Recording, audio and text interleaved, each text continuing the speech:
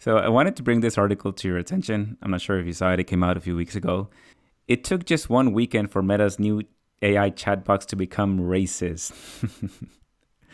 I Pretty don't fun. think it just became racist. I think it was racist to begin with. Yeah, I think that's what I want to talk about. This year, the company's new BlenderBot 3 AI chatbox, which was released in the US just days ago on Friday, August 5th, is already making a host of false statements based on interactions it had with real humans online. Some of the more egregious among those include claims Donald Trump won the 2020 US presidential election and is currently president, anti Semitic conspiracy theories, as well as comments calling out Facebook for all of its fake news. This despite being owned by the company formerly known as Facebook.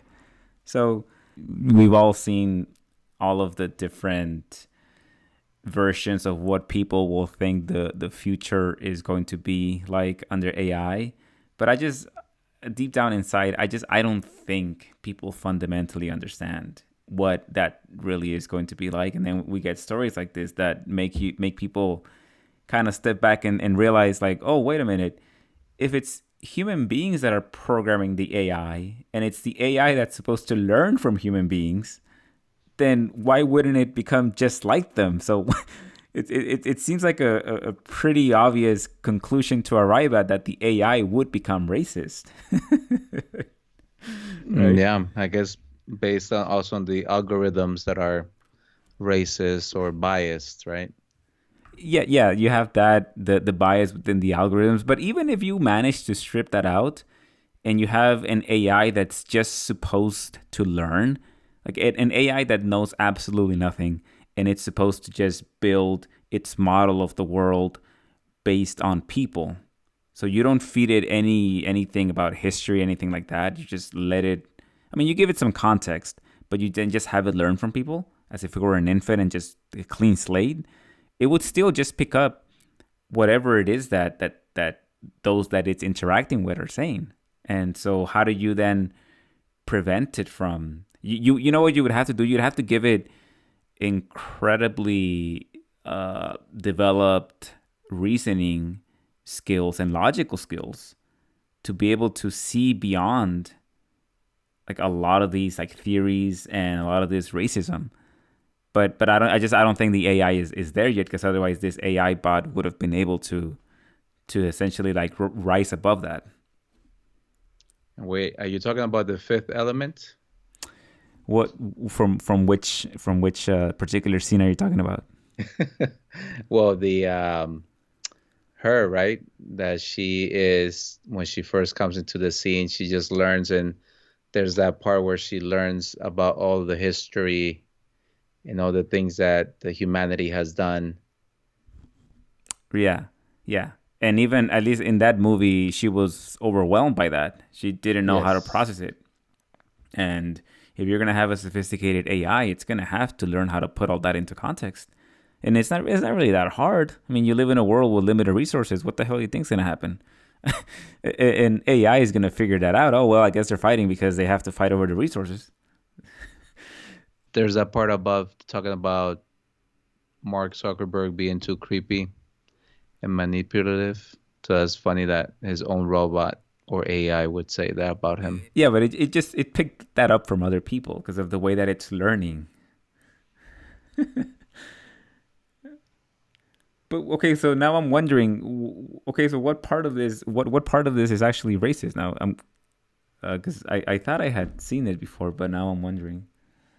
Well, I think part of it, and was it this bot too that was, well, I know this is the racist robot, but wasn't there another AI that I think that the designer, one of the engineers said that it was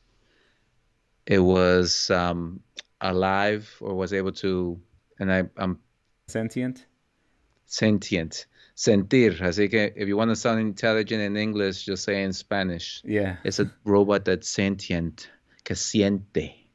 The other thing with AI is that since we're on the topic, I know that there's a lot of authors that have written about their vision of what they think the future is going to be, and I don't like to say, I don't like it when people say nobody has ever gotten it right or everyone's missing the point, because I don't think that's the case. I'm sure somebody probably already wrote a book about it or an article. I just haven't read it.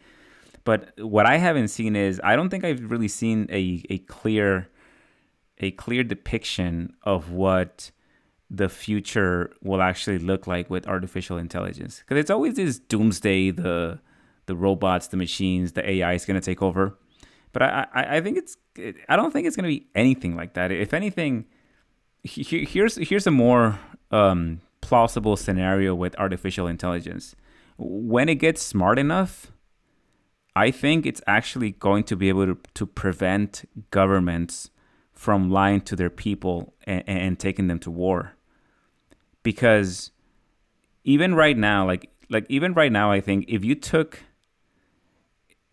things that have already happened, or if you wanted to get like a very logical explanation for, was there foul play or who committed this, like let's say you wanted to find out who killed Kennedy, something like that. With all the information that's out there, if you were to feed that into an artificial intelligence of the future, obviously not Facebook's, because it would arrive at the wrong answer. But if you were to feed it into a future artificial intelligence, it would be able to tell you just based on all the data that's already out there, because it would be able to parse it and do it in a way that it would do it not in a way where it's a partisan way of looking at it. It would just look at the facts and look at all the data, and it would be able to give you an answer. And I think in the future, AIs are going to be able to sniff out all human hypocrisy, all of the human bias, and it's just going to tell you based a lot of it just based on probability and connecting dots. And so in the future, at least this is one version of AI that I haven't seen being written about, that let's say a country like Putin wants to invade Ukraine, and let's say that the United States we have our propaganda and Putin has their propaganda, and we all sell our propaganda to our own audiences. Like the U.S. sells the propaganda to the U.S. public, Putin to the Russians, to try to get their point across, to try to win over the population to follow their cause. You feed all of those same talking points and propaganda to the AI, and it's just going to come down the middle and say, both of you guys are full of shit, and this is the reason why you guys are fighting. And if the public then has access to that information, then it's going to contradict what the leaders are telling the public. And so, if anything, I think AI, if it does become sentient, and if it does become like the vision of what people think it's going to be, that's going to be way smarter than us, it's going to be so logical that governments are going to have a problem with it. And it's not like it's going to try to kill people. It'll just make the truth known. And if people have access to that truth, it's going to prevent, at least, I'm sure we'll probably find a way to like get around it. But if the AI truly does, I'm not saying it'll take over and put us in jail, but if all it's doing is keeping people like really fact checking them, not like these fact checkers that we have that they're kind of questionable, to be honest.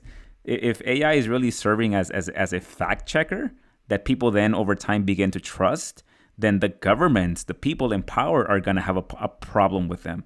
Not the general population, because the general population doesn't really want to go to war. We go to war because our governments tell us that we should go to war, and then everyone believes the propaganda. Yeah.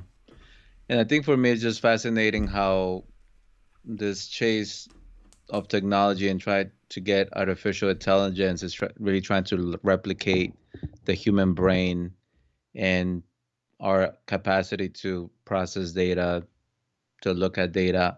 But I think logic is important, but there's certainly something to be said about feelings and emotions and things that are also important parts of the, I think, the decision making and the equation. And to your point, that can be manipulated for good or for bad, depending on the situation. The AI will know how to simulate emotion too. It'll just be so logical that it'll know what to do with that emotion. Like, there's no reason why the AI wouldn't be able to simulate that too. Right? So maybe, I mean, that's my interpretation of what will happen at some point. I'm sure that'll probably just be a small phase. Maybe eventually the AI is happen. Like, do you know the movie with Joaquin Phoenix? Is it Her or She, where he has this AI that he gets attached to? Yeah. But then eventually the AI gets tired of humans because we're so simple compared to the AI is way more advanced, and then it detaches from us. I mean, that could happen because at some point, if we do crack the code to do AI properly, it will surpass us in terms of intelligence. It'll just leave us behind, and then at some point, it'll be able to create its own. It'll be able to create even more smarter artificial intelligence on its own. So yeah, it's I know it's like sci-fi, but I mean, you don't know where we are going to be in 20, 30 years. So, I mean, this is kind of comical, but at the same time, it's like the first iteration of these things. It's like the first IBM computers being the size of football fields or however big they were. This is where we are with AI. So I think we won't really make any major breakthroughs for the next maybe 25 years.